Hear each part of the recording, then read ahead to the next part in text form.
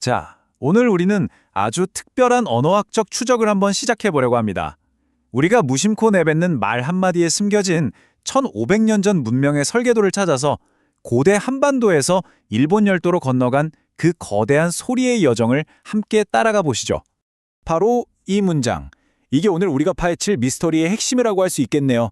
지금 우리가 그냥 쓰는 말 속에 고대의 유전자가 그것도 화석처럼 남아있다니 이거 정말 놀라운 이야기 아닌가요? 그러니까 대체 어떻게 고대의 소리가 바다를 건너가서 한 나라의 사회, 경제, 심지어는 쉬는 방식까지 통째로 설계할 수 있었을까요? 오늘 이 분석은 바로 이 질문에 대한 답을 찾아가는 과정입니다. 그 증거들을 하나하나 따라가 보겠습니다. 자, 이게 바로 오늘 우리가 들여다볼 사건 파일입니다. 총 4개의 핵심 단서가 있고요. 이걸 통해서 1500년 전의 소리를 추적하고 마침내 그 지워지지 않는 화석의 정체를 밝혀낼 겁니다. 준비되셨나요? 그럼 첫 번째 사건 현장으로 바로 들어가 보시죠. 우리가 다룰 핵심 증거는 바로 소리 화석, 다른 말로 하면 소리 DNA라고도 할 수 있겠네요. 이게 뭐냐면요. 시간이 아무리 흘러도 변하지 않고 언어 속에 딱 박혀있는 고유의 소리 흔적을 말하는 거예요. 이 화석들을 따라가다 보면 두 언어 사이에 얼마나 깊은 관계가 있는지 증명할 수 있게 되는 거죠. 자, 첫 번째 사건 파일입니다. 문명의 가장 기초적인 단위죠. 바로 집단을 만드는 그 개념에서부터 추적을 시작하겠습니다. 자, 여기 왼쪽에 있는 한국어 패. 우리가 패거리라고 할 때 쓰는 뭔가 무리를 뜻하는 아주 강렬한 소리잖아요. 이 소리가 바다를 건너가서 일본에서는 오른쪽에 배라는 소리로 자리를 잡게 됩니다. 에이, 그냥 비슷한 거 아니냐고요? 아니죠. 여기에는 명백한 음운 법칙이 숨어 있습니다. 여기에는 아주 명백한 언어학적 규칙이 있습니다. 바로 유성음호화라는 현상인데요. 이게 뭐냐면 한국어의 펍처럼 빵 하고 터지는 강한 소리가 일본의 음운체계 안으로 들어가면서 좀 더 부드러운 버 소리로 바뀌는 거예요. 이건 그냥 우연이 아니라 아주 예측 가능한 체계적인 변화라는 거죠. 그리고 이건 그냥 추측이 아니라 실제 역사 기록이 뒷받침해줍니다. 보세요.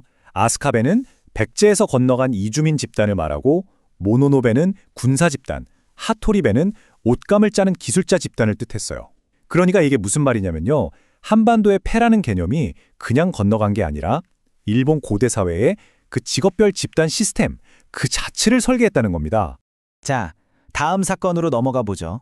이번에는 집단을 넘어서 경제활동의 심장이라고 할 수 있는 가치라는 개념이 어떻게 소리를 통해 전달됐는지 한번 파헤쳐 보겠습니다.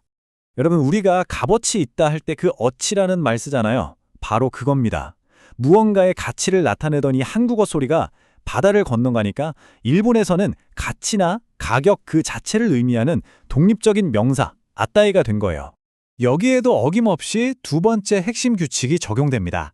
한국어의 치 발음이 일본으로 넘어가면 타이나 태 같은 소리로 변하는 경향이 있거든요. 이걸 보면 당시 경제 시스템을 전파했던 한반도 상인들이 이거 이만큼의 아치다 라고 외치던 그 목소리가 일본인들 귀에 그대로 각인된 결과가 아닐까 이렇게 분석할 수 있는 거죠. 자, 이제 좀 더 구체적으로 들어가 볼까요? 추상적인 가치에서 눈에 보이는 부, 즉 금속과 그걸 보관하는 창고의 언어로 수사망을 한번 좁혀보겠습니다. 자, 여기서 또 하나의 결정적인 소리 화석이 나옵니다. 고대 한반도의 금속 기술을 상징하는 단어, 바로 금이죠. 이 소리가 일본으로 건너가서 돈과 금속을 모두 뜻하는 단어, 카네가 됐습니다. 아니, 금이 어떻게 카네가 됐을까요? 여기에도 비밀이 숨어 있습니다.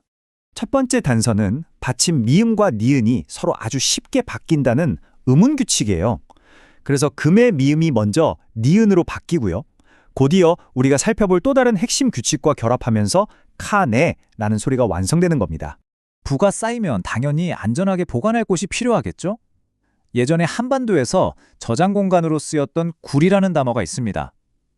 이 소리, 이것도 그냥 사라지지 않았어요. 일본으로 건너가서 부의 상징인 창고, 쿠라로 화려하게 부활했습니다. 여기서 정말 중요한 받침 법칙이 등장합니다. 일본어는 우리말이랑 다르게 받침 소리가 거의 없어요.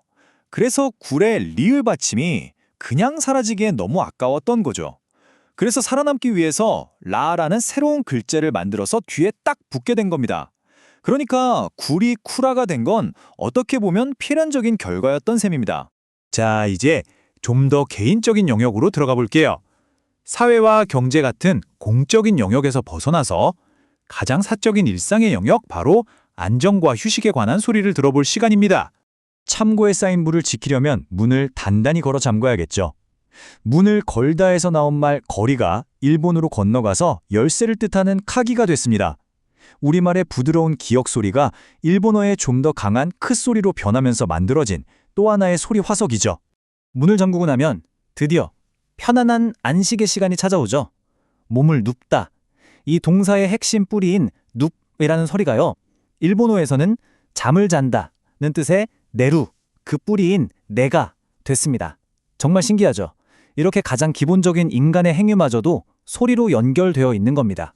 이건 앞서 봤던 받침 법칙의 또 다른 버전이라고 보시면 돼요. 이번에는 눕의 받침 부가 뒤에 뭘 붙이지 않고 그냥 깔끔하게 탈락하면서 핵심인 니은 소리만 남아서 네로 이어진 거죠. 자, 이로써 마지막 증거까지 모두 확보했습니다. 자, 이제 지금까지 우리가 모은 모든 증거들을 종합해볼 시간입니다.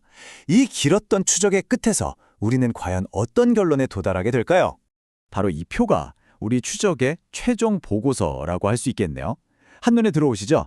사회, 가치, 부, 그리고 휴식에 이르기까지 삶의 모든 영역에서 한국어의 소리가 아주 일정한 음운 법칙에 따라서 일본어 속에 그대로 화석처럼 남았다는 걸 이건 명백하게 보여주고 있습니다.